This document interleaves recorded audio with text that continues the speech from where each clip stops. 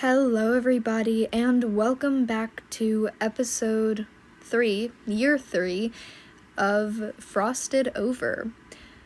Now that I say that name out loud, it sounds very ominous. Am I the only one who feels that way? Okay, whatever. We don't got time for this. As always, we will be starting off with our StarClan cats. If you don't know what I'm talking about, go check out my last 2 videos, or the other videos in this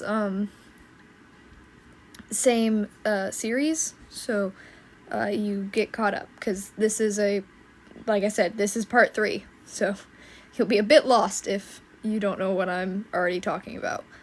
As I said, we'll be starting off with our StarClan cats, specifically with Wasp Dapple.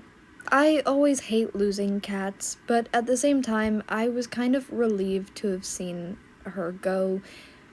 Honestly, mostly because that means her and Nightspeck are back together. She wandered out into the territory and was later found dead with a peaceful expression on her face. The clan believes she did this on purpose. The next cat to have passed this year was Treasure. During the beginning of the year, she was bitten by a snake, but ended up actually surviving and recovering very quickly, despite having had poison found in her blood. What ended up actually killing her was an ambush while on patrol. The group of rogues seemed to directly target her. She died fairly early on in the year, and so there's not a lot to say about her this year. I am actually really upset that she passed. I almost thought about just going back and reviving her, but I stuck to it. I'd also like to say her drawing is a very good example of color theory.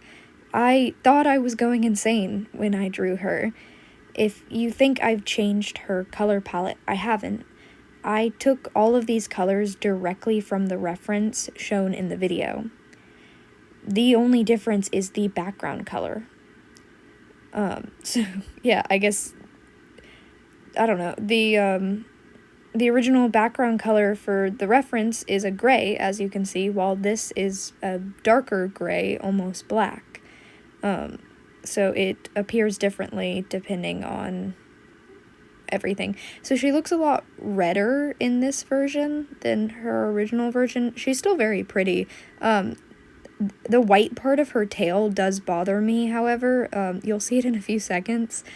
The dots on her white tail look like a completely different color from the rest of the brown on her, and I almost thought about just erasing it entirely, but her tail looks weird without them. See? That is the same color, I promise. The next of our StarClan cats is Rapid Paw. He was shy and loved to splash in puddles. Him and his 2 siblings, Ghost Paw and Droplet Paw, were brought to the clan by their father. And just a few days after arriving, Rapid Kit had actually gone missing, and their father rightfully panicked at this. And the clan, although a bit concerned on how he had managed to lose his kit, did willingly help search for the young one. Then, when he mysteriously showed back up at camp, they all assumed he had hidden himself somewhere in the camp walls. For the most part, he stayed pretty low till he became an apprentice. While out on his very first training exercise, along with his 2 sisters, the ground suddenly caved in beneath him, and as the entire patrol tried to save him, he noticed a glint in one of his sisters' eyes. Next up is Wing Howl, who died on the very last moon of the year in a sudden ambush.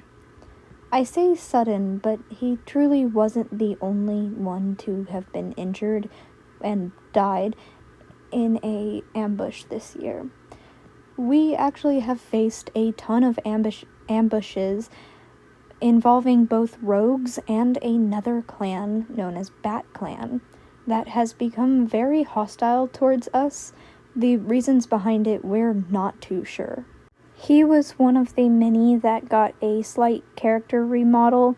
I think I changed his fur design, like what kind of fur he got, and his pattern overall. I really prefer this version of him.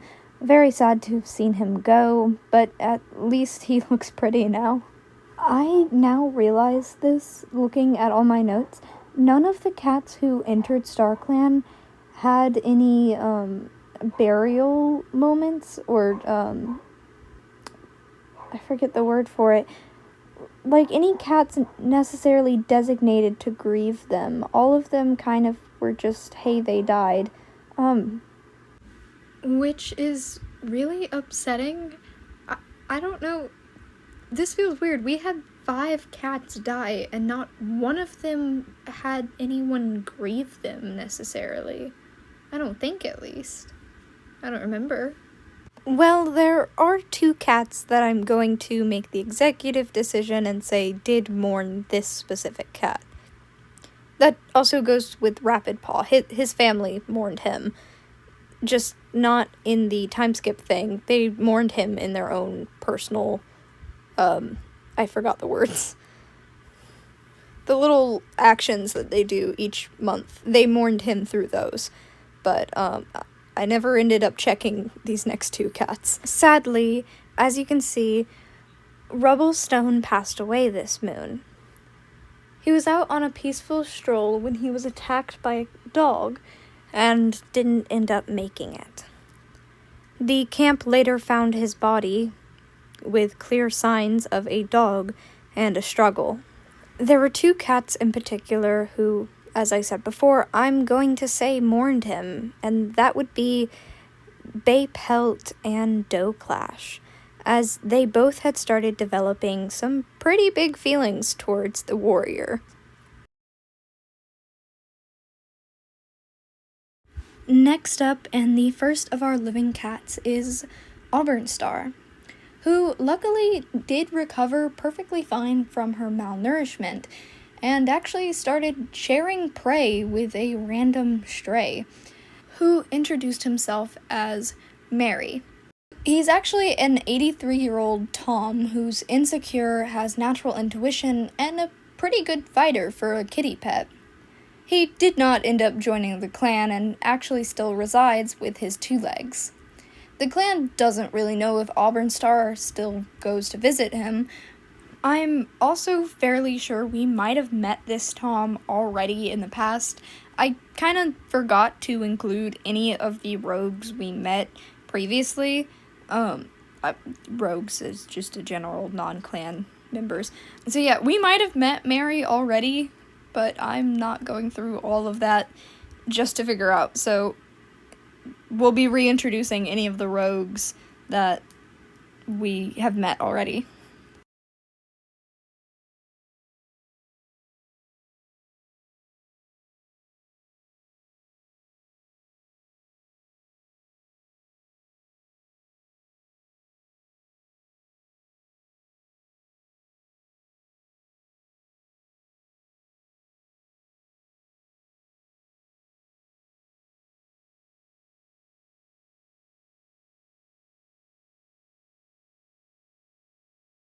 Next up is our poor deputy, Otterpur.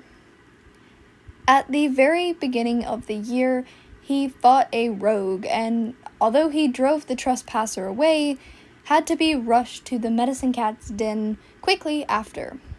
This led to the first encounter of Cinder, a 56-moon-old, troublesome, clever, and good climber.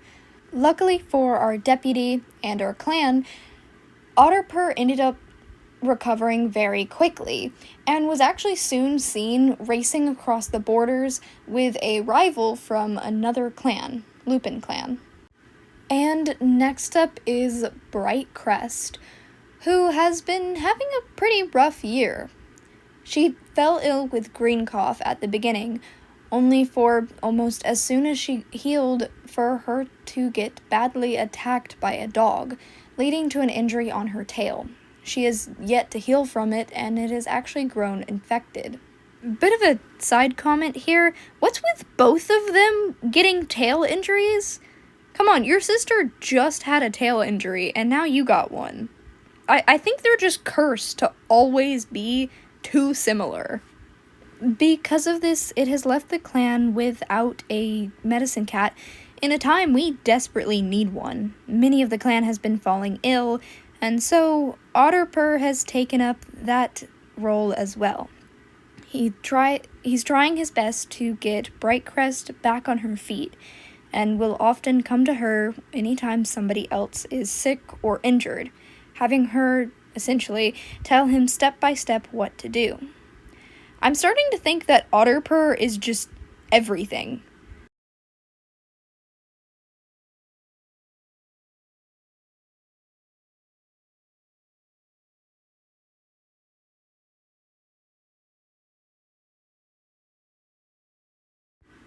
The next two cats I'll actually be talking about together, because they showed up together. The first of the two is Grander, a 113-moon-old she-cat who's strict and incredibly clever. I honestly kind of forgot to give her a proper backstory, other than the fact that her and the second cat showed up together, but even then, I think their in-game backstory says a lot about them. Grander used to live as a loner, but after another cat chased her away from her home, she took refuge in the clan. I also like to wonder if her name could mean something more about her backstory. It's definitely not a clan name, and I wouldn't say it's a kitty pet name either, but I'm not entirely sure. It just says she used to be a loner. But even then, I think her name's a bit peculiar. Despite her name, I really don't picture her as an arrogant cat. She's definitely not humble by any means, but she doesn't go around thinking she's greater than anyone. Now, moving on to our second cat, Nightrun, a 111-moon-old she-cat who's responsible and a trusted advisor. She definitely does have a clan name, but her backstory says that she wandered alone, aimless and free, but always alone, until she found someone worth staying for. Once I heard that, I figured that it was probably referring to Grander, but when the two of them showed up, Nightrun had severe head damage and is still recovering from it, having a hard time moving around at all. Our next cat is Cloudmask, who has also been having a pretty rough year. He also got attacked this year, this time by a fox, and also ended up getting a bad injury on his tail that he is also yet to heal from, mostly due to the fact that our medicine cat can't heal right now, as much as Otterpur tries. This year, Cloudmask also came to the realization that he's spent majority of his clan life in the medicine den, and it's kind of brought him down a lot, but luckily, he's not alone. He has a visitor who often comes to see him in the medicine den. That visitor just so happens to be our next cat, Garnet, who at the beginning of the year fell into a patch of daisies and found she actually really liked them and decided to keep them in her tail as a little accessory. Later on in the year, she was out on patrol when they caught the scent of a recently hostile clan straying a bit too far into their territory. When they followed it, they found the cat taking refuge in a tree with a strange glint in their eyes, only for a moment later a large dog to come crashing down on the entire patrol. It ended up grabbing hold of Garnet, and although she managed to get away and heal quickly, she was badly injured. Next up is Flexwind, who didn't really do too much this year, along with Turtle Swan, our next cat. But due to all of the struggles the clan has faced this year, I like to think that despite them both not always seeing eye to eye, they've kind of teamed up and decided to work together as best the two are capable of. Despite the two of them still being pretty young for a cat, they are technically the oldest warriors we currently have. And by warriors, I do just mean warriors. This isn't counting just cats in general. So, with so much of the clan being kind of just a mystery and everyone just trying to make it through the year, the two have decided that it's their responsibility to help Otterpur out. Albeit that should be the whole clan's responsibility, the two have really stepped up to help him out. I kind of like to picture them both as polar opposites, and I don't really know how to explain what I mean by that necessarily. I see Flexwind as a bit more goofy, but at the same time, much more serious in certain cases, while I picture Turtle Swan to be more confident, walking around with his head held high, just knowing that he's in control of whatever situation, even if he's not.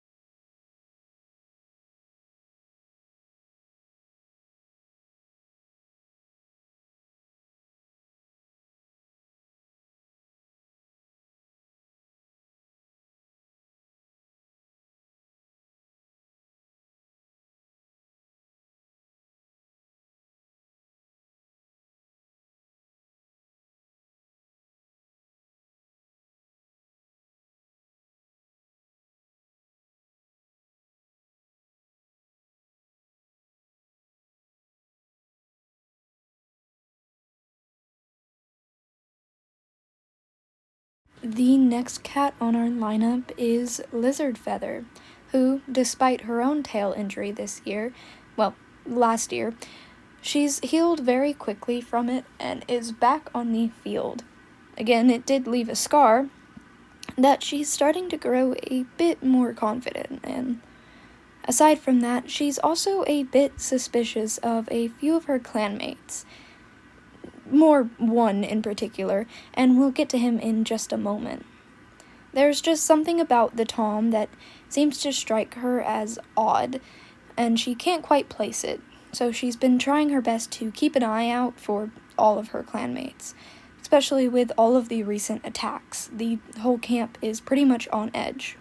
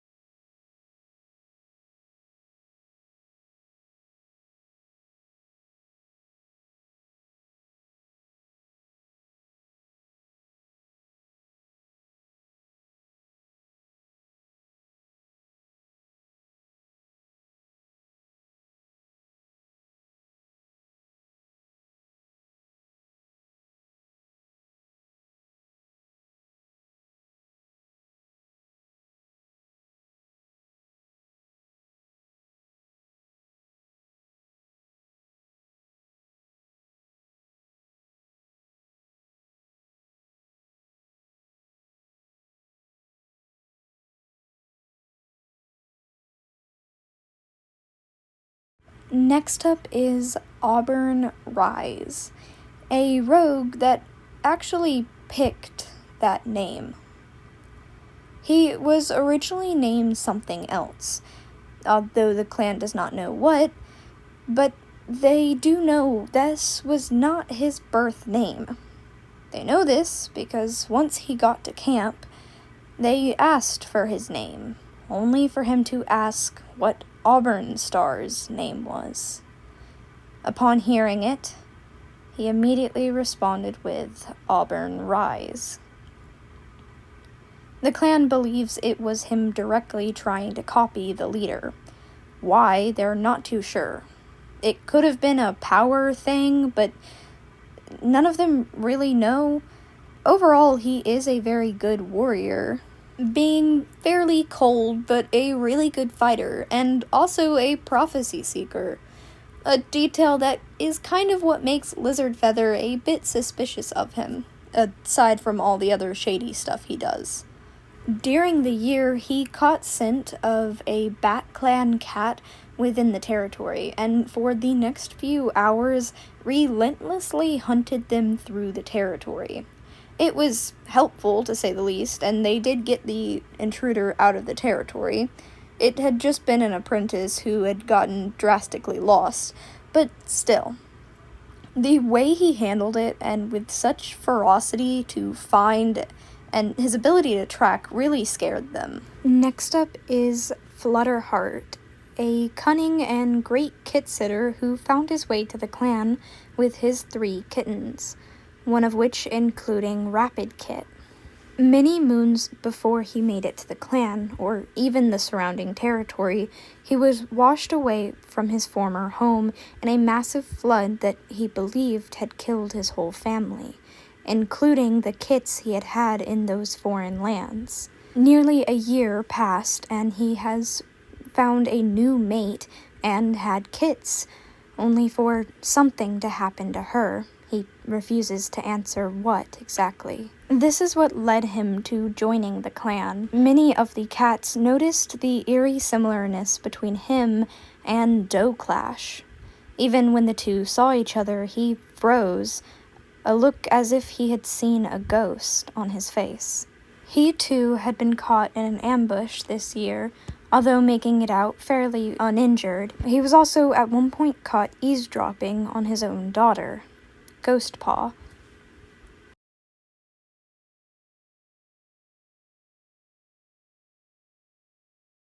The next cats up are actually Clash and Baypelt themselves. I decided to draw them together because of Rubblestone's death. Throughout the year, they have both been struggling with his death and have found comfort in each other. They've grown a lot more close, and it's actually very cute to see. Also, right before his death, I checked their relationships with pretty much most of the clan and found that the 3 of them all had pretty high romantic interest in each other. It's kind of a shame to think of what could have been had he have survived. Shortly after the stress of Rubblestone's death, Clash came out as trans. He didn't really come out to the whole clan, it was mostly just to Baypelt, but the clan did notice the shift, and eventually he told them, and the whole clan was obviously very supportive. Clash has also been very interested in getting to know Flutterheart more, the rumors that they could be related honestly piquing their interest. While out on patrol, Baypelt met a Bat Clan patrol, and the two quickly got into a fight. This ended with Baypelt actually very injured. The clan was really concerned. Her pelt had been torn and her leg was believed to have been dislocated, and now she walks with a permanent limp. Next is Slumber Prance. Throughout the year, she became troublesome but a trusted advisor. Her penchant for getting in trouble actually caused her to be an apprentice much longer than the rest of her siblings. I think it was about 4 months she stayed as an apprentice while all of her siblings were warriors. But despite this, During her warrior ceremony, she was honored for her dedication. Next is Sage Dawn, who is honored for her cunning nature. She is a wonderful warrior who's proven herself time and time again. I've also decided that she's canonically the smallest out of the litter. I don't know why. I think she was actually technically the oldest, but I don't know. I think it's adorable that she's the smallest. During the year, she became thoughtful and an amazing storyteller, often helping out the younger apprentices. Haildusk has become a bit childish, but a learner of lore. When he became a warrior, he was honored for his humor, and almost immediately proved them right when he discovered a patch of heather that he decided to keep one flower of. The clan is unsure whether or not he's replacing the flower every so often, because it doesn't seem to wilt ever. Some say it's magic, but no one's quite sure. And he certainly will not answer. Bud Chase was still very worried about the potential of dying outside of the territory, as he was last year. He continued to ask questions and try to find something else, I guess. He was always having to be reassured by his mother that everything would be fine. And when he became a warrior, he was told that his caution would lead him through anything. He's still fairly lonesome, but now has valuable insight and is an incredible runner. Next up is Flutterheart's other kits. Starting off with Droplet Kit, now known as Droplet Dawn. She was nosy and quick-witted, which is now turned into confident and very clever. After her brother's death, she began lashing out at anyone who even mentioned his name. This did eventually stop when she almost met his same fate. While out on patrol, the ground caved in beneath her. Luckily, Auburn Star, her mentor, came to her rescue. When she became a warrior, she was honored for her spirit. Next is Ghost Kit, now known as Ghost Merc. She started off as a know-it-all and quick-witted, which then translated into coldness, which then later translated into a strange but incredibly clever she-cat. At first, I thought she did not mourn Rip Bullpaw at all, and most of the clan thought that as well. This is what had led her father to eavesdropping on her. It was actually quite the contrary, at least as far as we know. He found that she often was sneaking out of camp to go and visit her brother's burial site. She was mentored by Bud Chase, who taught her to kind of stray away from the status quo, which led to her strange behaviors. She had been honored for her independence when she eventually was named a warrior. Lastly, we have Stone Peak, who finally retired into an elder. Ending the year off at 133 moons, he was definitely way past joining the elders, and I hope he gets a very peaceful retirement, but honestly, by the looks of it, with all this conflict with rogues and Bat Clan, it doesn't seem likely. Also, sadly to say, he's lost his strangeness, and has actually become a very righteous old man. That's all for year 3 of Frost Clan.